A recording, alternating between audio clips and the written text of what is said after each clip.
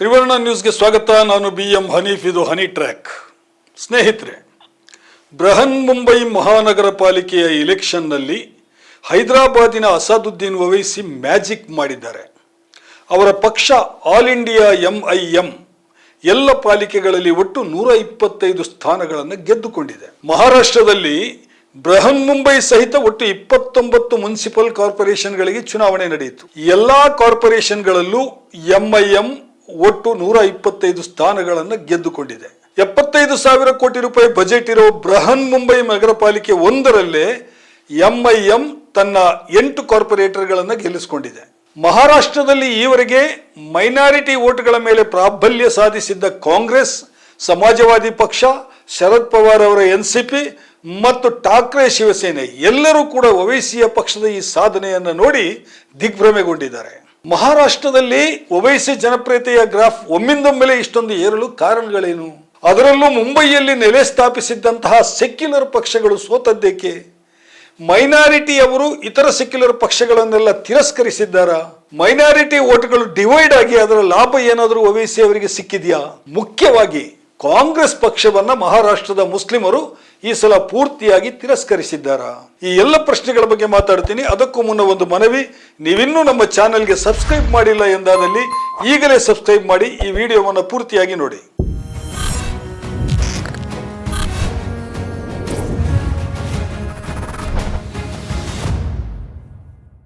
ಸ್ನೇಹಿತರೆ, ಬೃಹನ್ ಮುಂಬೈ ನಗರ ಪಾಲಿಕೆ ಚುನಾವಣೆಗೆ ಮುನ್ನವೇ ಪ್ರತಿಪಕ್ಷಗಳ ಒಕ್ಕೂಟ ಮಹಾವಿಕಾಸ್ ಅಘಾಡಿ ಛಿದ್ರಗೊಂಡಿತ್ತು. ಅಸೆಂಬ್ಲಿಯಲ್ಲಿ ಒಟ್ಟಾಗಿ ಸ್ಪರ್ಧಿಸಿದ್ದಂತಹ ಈ ಎಲ್ಲ ಪಕ್ಷಗಳು ಕೂಡ ಕಾರ್ಪೊರೇಷನ್ ಎಲೆಕ್ಷನ್ ನಲ್ಲಿ ಪ್ರತ್ಯೇಕವಾಗಿ ಸ್ಪರ್ಧೆ ನಡೆಸಿದವು. ಅಸೆಂಬ್ಲಿ ಚುನಾವಣೆಯ ವೇಳೆ ಮಹಾವಿಕಾಸ್ ಅಘಾಡಿಯಲ್ಲಿ ಕಾಂಗ್ರೆಸ್, ಶರದ್ ಪವಾರ್ NCP ಮತ್ತು ಠಾಕ್ರೆ ಶಿವಸೇನೆ ಒಟ್ಟಾಗಿತ್ತು. ಇನ್ನೊಂದೆಡೆ ಬಿಜೆಪಿ, ಅಜಿತ್ ಪವಾರ್ NCP ಮತ್ತು ಶಿಂದೆ ಶಿವಸೇನೆ ಒಗ್ಗಟ್ಟಾಗಿ ಮಹಾಯುತಿ ಅಡಿನಲ್ಲಿ ಸ್ಪರ್ಧೆ ನಡೆಸಿತ್ತು. ಆದರೆ ಈ ಸಲ ಕಾರ್ಪೊರೇಷನ್ ಚುನಾವಣೆಗೆ ಈ ಮೈತ್ರಿ ಛಿದ್ರಗೊಂಡಿದೆ.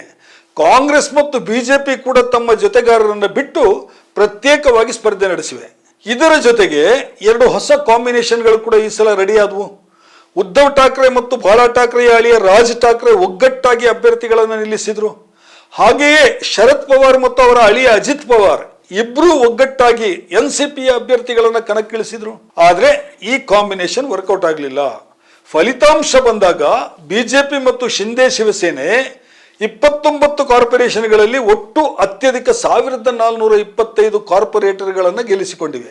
ಶಿಂದೆ ಜೊತೆಗೂಡಿದ ಬಿಜೆಪಿ 29ರಲ್ಲಿ 20 ಕಾರ್ಪೊರೇಷನ್ಗಳನ್ನು ತನ್ನ ತೆಕ್ಕೆಗೆ ತೆಗೆದುಕೊಂಡಿದೆ.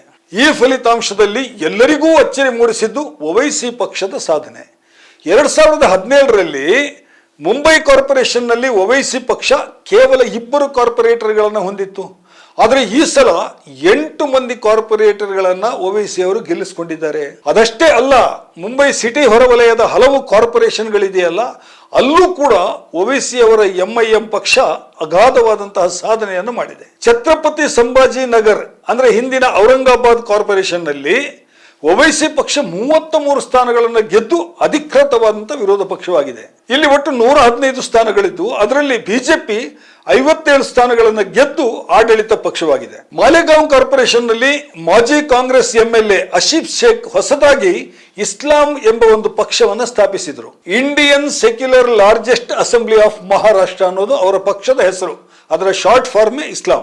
ಈ ಪಕ್ಷ 35 ಸೀಟುಗಳನ್ನು ಗೆದ್ದರೆ ಅಲ್ಲಿ ಒವೈಸಿ ಅವರ ಪಕ್ಷ 21 ಸೀಟುಗಳನ್ನು ಗೆದ್ದುಕೊಂಡಿದೆ.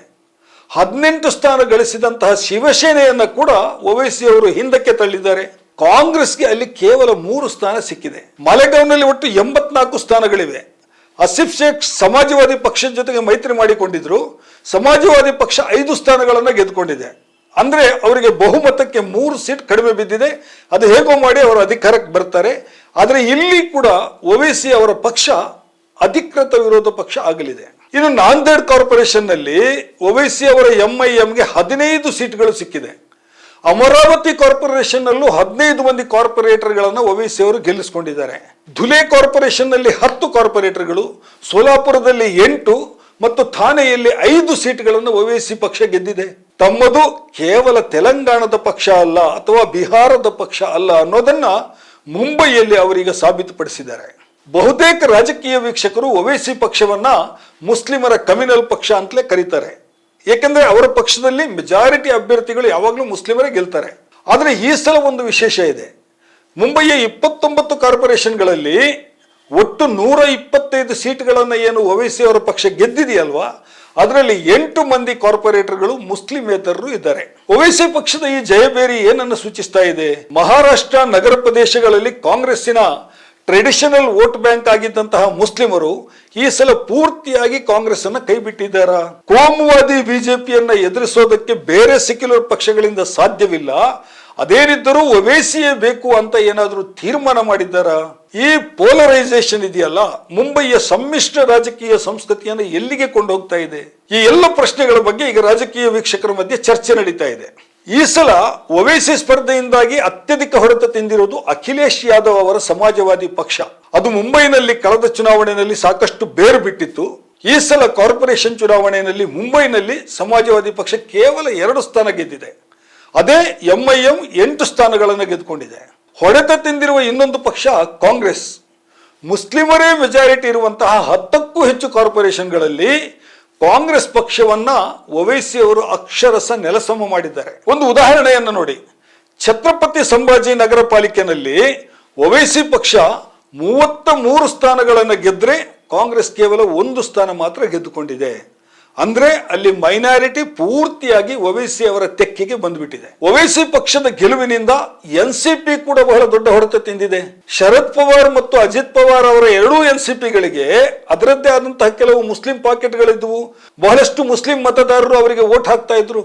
ಆದ್ರೆ ಈ ಸಲ ಮುಂಬೈ ಪಾಲಿಕೆಯಲ್ಲಿ ಅಜಿತ್ ಪವಾರ್ ಅವರ ಎನ್ಸಿಪಿಗೆ ಕೇವಲ 3 ಸ್ಥಾನ ಲಭಿಸಿದೆ. ಒವೈಸಿ ಅವರ 8 ಸ್ಥಾನಕ್ಕಿಂತ ಬಹಳ ಕಡಿಮೆ ಇದು. ಮುಂಬಯಿಯ ವಿಶೇಷವೆಂದರೆ ಅಲ್ಲಿ ಉದ್ಧವ್ ಠಾಕ್ರೆಯ ಶಿವಸೇನೆಗೂ ಸಾಕಷ್ಟು ಮುಸ್ಲಿಂ ಬೆಂಬಲಿಗರಿದ್ದಾರೆ. ಆದರೆ ಈ ಸಲ ಉದ್ಧವ್ ಠಾಕ್ರೆ ಮತ್ತು ರಾಜ್ ಠಾಕ್ರೆ ಒಟ್ಟಾಗಿ ಸ್ಪರ್ಧಿಸಿದ್ರು. ಅವರು ಕೂಡ ಒವೈಸಿ ಪಕ್ಷದ ಹೊಡೆತಕ್ಕೆ ಸಿಕ್ಕು ಸಾಕಷ್ಟು ತಮ್ಮ ಸ್ಥಾನಗಳನ್ನು ಕಳೆದುಕೊಂಡಿದ್ದಾರೆ. ಇದುವರೆಗೆ ಮುಂಬೈ ಶಿವಸೇನೆಯ ಭದ್ರಕೋಟೆ ಅಂತ ಇತ್ತು, ಅದೀಗ ಬಿಜೆಪಿಯ ಕೈಗೆ ಹೋಗೋದಕ್ಕೆ ಒವೈಸಿ ಕೂಡ ಕಾರಣರಾಗಿದ್ದಾರೆ. ಒವೈಸಿ ಪಕ್ಷವನ್ನ ಕಾಂಗ್ರೆಸ್ಸಿಗರು ಸದಾ ಬಿಜೆಪಿಯ ಬಿ ಟೀಮ್ ಅಂತಲೇ ಕರೀತಾರೆ. ಸಮಾಜವಾದಿ ಪಕ್ಷ ಮತ್ತು ಎನ್ಸಿಪಿ ಕೂಡ ಅದನ್ನೇ ಹೇಳ್ತಾ ಇದೆ. ಬಿಜೆಪಿ ವಿರುದ್ಧ ಇರೋ ಮತಗಳು ಒಟ್ಟಾಗಲು ಒವೈಸಿ ಬಿಡೋದಿಲ್ಲ. ಒವೈಸಿ ಪಕ್ಷದ ಅಭ್ಯರ್ಥಿಗಳು ನಿಂತರೆ ಬಿಜೆಪಿ ಅಧಿಕಾರಕ್ಕೆ ಬರುತ್ತೆ ಅನ್ನೋದು ಅವರ ವಾದ.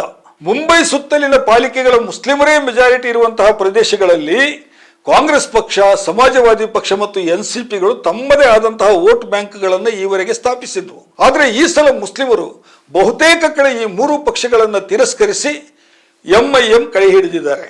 ಇದಕ್ಕೆ ಒವೈಸಿ ಒಂದು ಕಾರಣ ಹೇಳ್ತಾರೆ. ಅಭಿವೃದ್ಧಿಯ ಇಶ್ಯೂವೇ ಇದಕ್ಕೆ ಕಾರಣ ಅಂತ.